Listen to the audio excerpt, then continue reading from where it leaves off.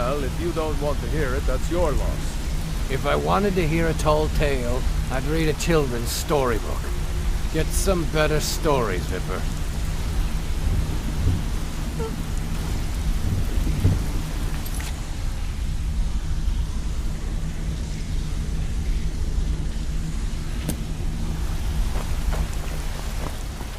Yeah, you need something?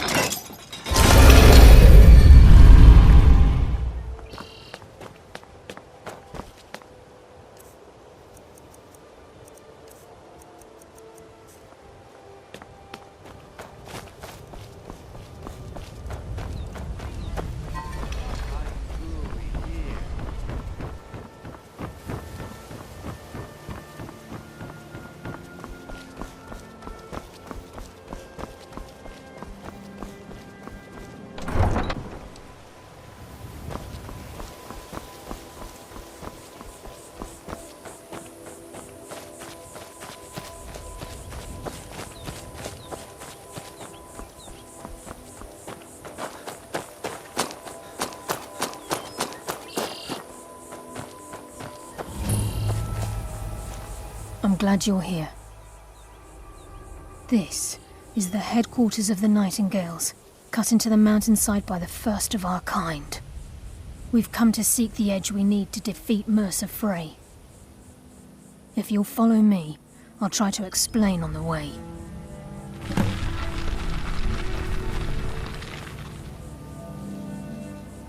From the moment you were struck with my poisoned arrow at Snowvale Sanctum, my path changed its course. Perhaps I couldn't bring Mercer back alive, but together, we were able to clear my name and to put Gallus's memory to rest. I'd always intended Mercer's fate to ultimately be decided by the Guild, and it seems they've spoken. It's my hope that you will, yes. This way, please. I think we can trust Carlia. Let's see what she's on about.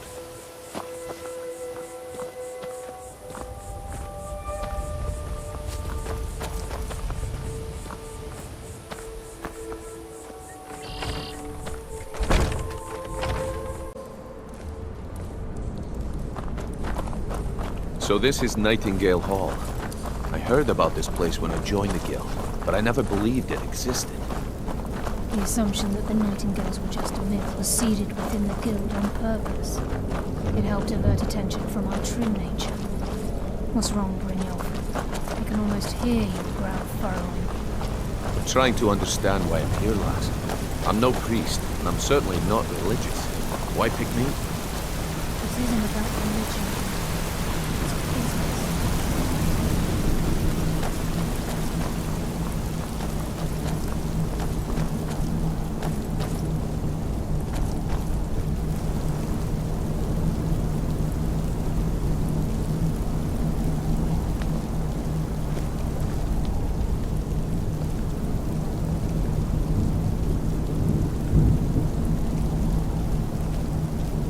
This is enough to make your head spin, eh?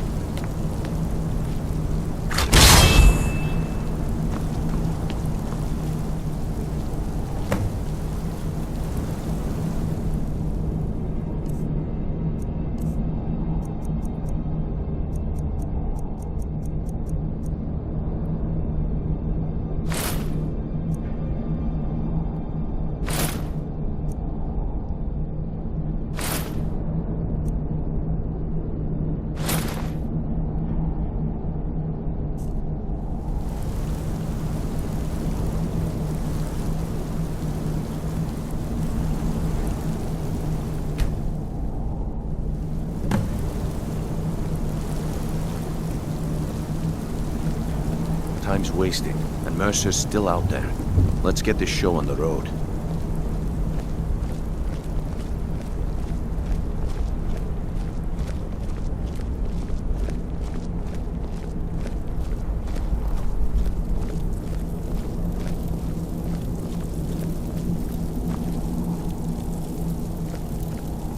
Time's wasting, and Mercer's still out there.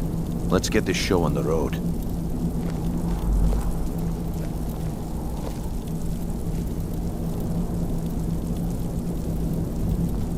Okay, lass. We've got these get-ups on. Now what? Beyond this gate is the first step in becoming a nightingale.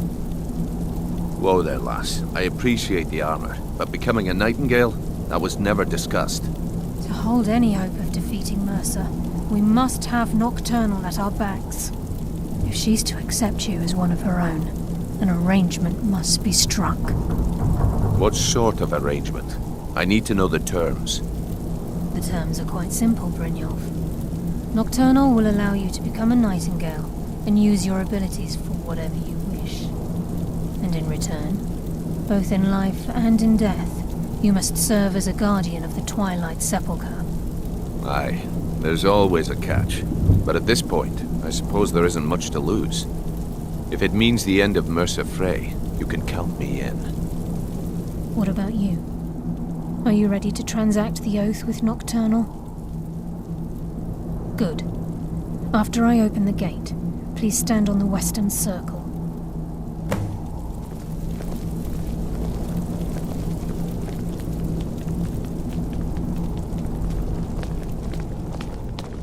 I think we should trust the lass and take the deal. We'll speak when the oath is complete.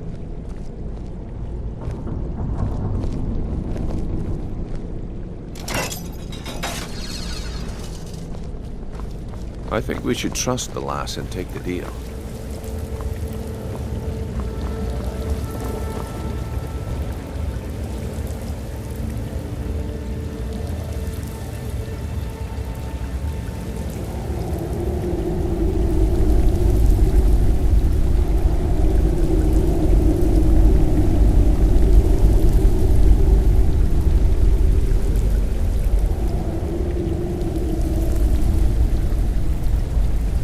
Call upon you, Lady Nocturnal, Queen of Murk, and Empress of Shadow.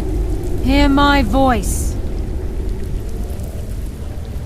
Ah, Carlia. I was wondering when I'd hear from you again. Lose something, did we? My lady, I've come before you to throw myself upon your mercy and to accept responsibility for my failure. You're already mine, Carlia. Your terms were struck long ago. What could you possibly offer me now? I have two others that wish to transact the oath, to serve you both in life and in death. You surprise me, Carlia. This offer is definitely weighted in my favor. My appetite for Mercer's demise exceeds my craving for wealth, Your Grace. Revenge. How interesting. Very well. The conditions are acceptable. You may proceed. Lady Nocturnal, we accept your terms. We dedicate ourselves to you as both your avengers and your sentinels. We will honor our agreement in this life and the next until your conditions have been met. Very well. I name your initiates Nightingale, and I restore your status to the same, Carlisle. And in the future, I'd suggest you refrain from disappointing me again.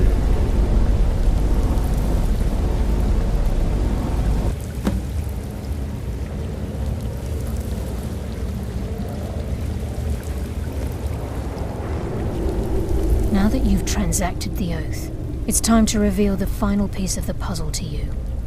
Mercer's true crime. Mercer was able to unlock the Guild's vault without 2 keys because of what he stole from the Twilight Sepulchre, the skeleton key. By doing this, he's compromised our ties to Nocturnal and, in essence, caused our luck to run dry. Well, yes, but the key isn't only restricted to physical barriers. All of us possess untapped abilities, the potential to wield great power securely sealed within our minds. Once you realize the key can access these traits, the potential becomes limitless. I'm afraid that's impossible. If the key isn't returned to its lock in the Twilight Sepulchre, things will never be the same for the Guild. As time passed, our luck would diminish to the point of non-existence, and whether you know it or not, our uncanny luck defines our trade. Very true. In our line of work, it's quite rare we set out to return a stolen item to its rightful owner.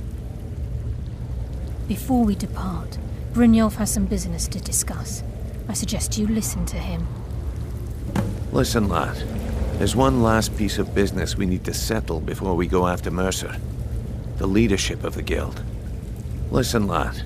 There's one last piece of business we need to settle before we go after Mercer. The leadership of the Guild.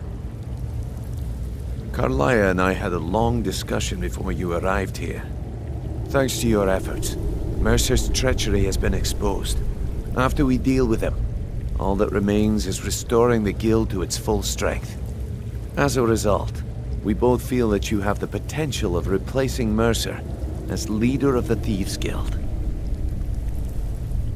I've been at this game a long time, my friend. A long time. I've stolen trinkets from nobles and framed priests for murder.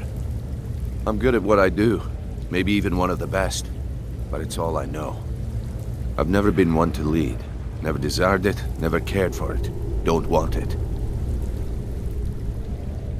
Well, we have a bit of an errand to run before your coronation, so don't get sentimental on me now. Then it's decided. When this is all over and Delvin's contacts assure me that we've regained our footing in Skyrim, we'll handle the details. Until then, we have quite the task ahead.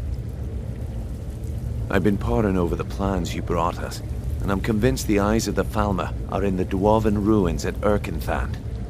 Carlia and I will meet you there. Prepare yourself, lad. This will be a fight to remember.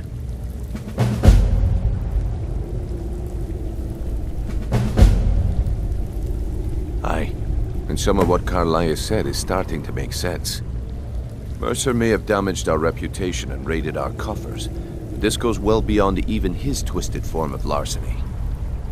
Old Delvin kept calling it a curse, and we all laughed at him. Looks like the joke's on us. If you would have asked me that yesterday, I'd have said no, but now I think our chances have improved. Look, call me crazy if you like, but I trust Carlia. I don't think she'd lead us down a suicidal path. Besides, I'd rather die with some of Mercer's blood on my blade than spend the rest of my life regretting that I ran the other way. Until next we meet, lad.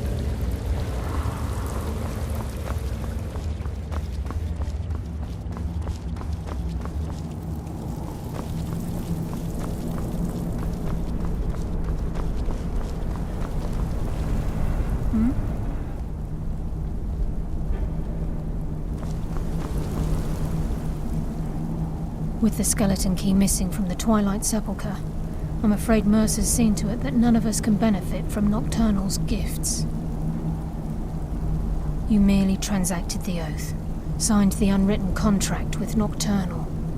In order for us to receive our abilities, our end of the bargain, I'm afraid the key must be returned.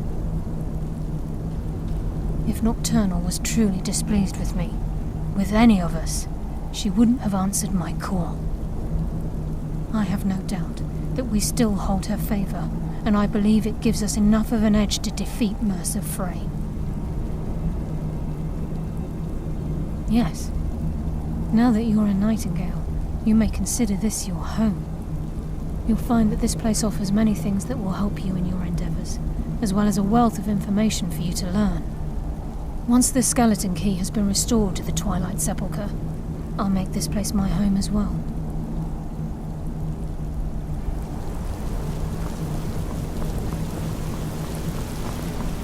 Sorry, lad. I've got important things to do. We'll speak later.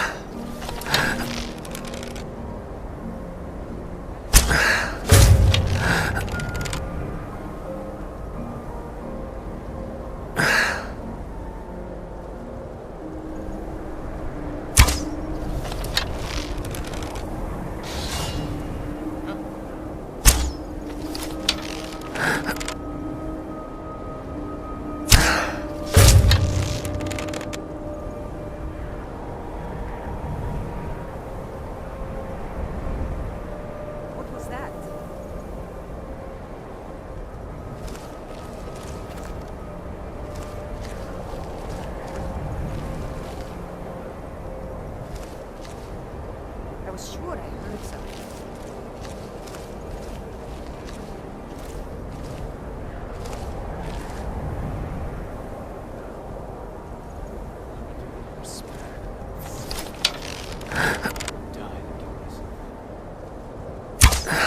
Did you hear something?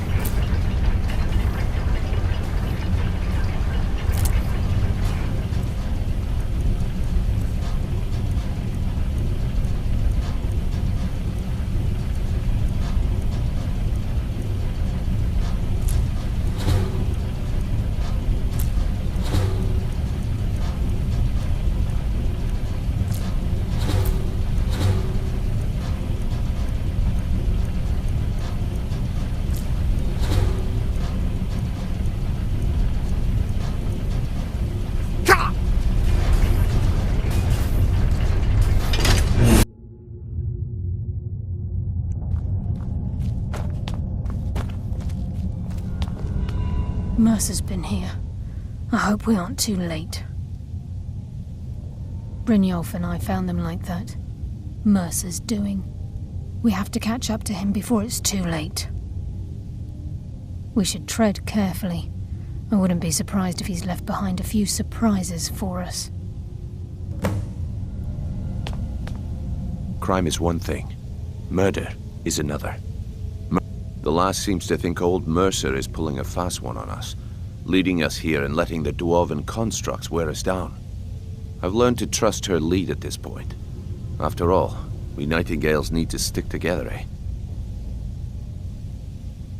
A few years before Mercer murdered Gallus, the guild took in a thief who specialized in dwarven antiquities. The thief had broken into a nobleman's home somewhere in Windhelm and made off with a small figurine of a snow elf with crystalline eyes. Aye, that's what the Falmer were known as long ago, before they became the blind monstrosities they are today. When Gallus took one look at this statue, he knew it was something special. He took it right up to Enther at the College of Winterhold.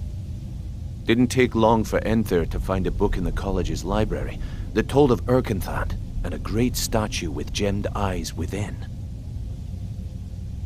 Not just ordinary gems. They're said to be flawlessly cut and as big as a man's head. Can you imagine how much they're worth? Gallus and Mercer spent the better part of a month infiltrating Erkenthand, but the dwarves had protected the place far too well. There were just too many obstacles blocking the way. The plans were shelved, and the rest is history. Until next we meet, lad.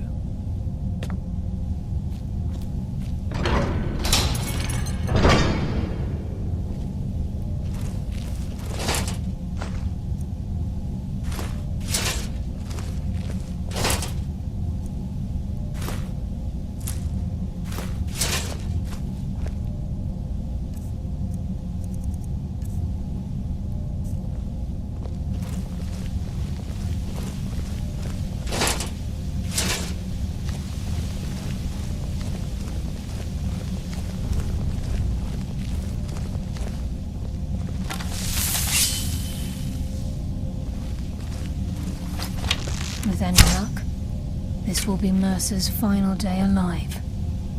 Wait a moment. What's that? It's Mercer. Look, down there. I'm on it, lass.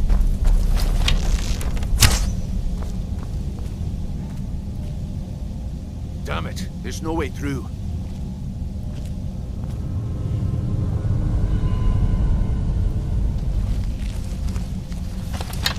He's toying with us. He wants us to follow. Aye, lass, and we'll be ready for him. Let's keep moving.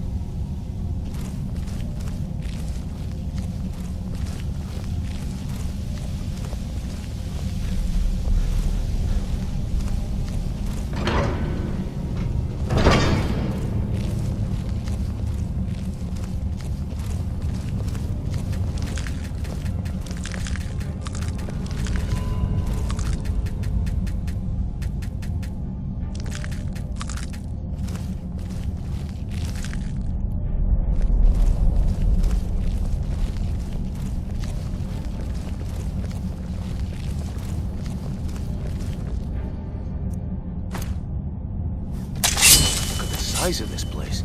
Have you ever seen anything like it in your life, lass? Can't say that I have. Imagine the mischief hidden within these walls.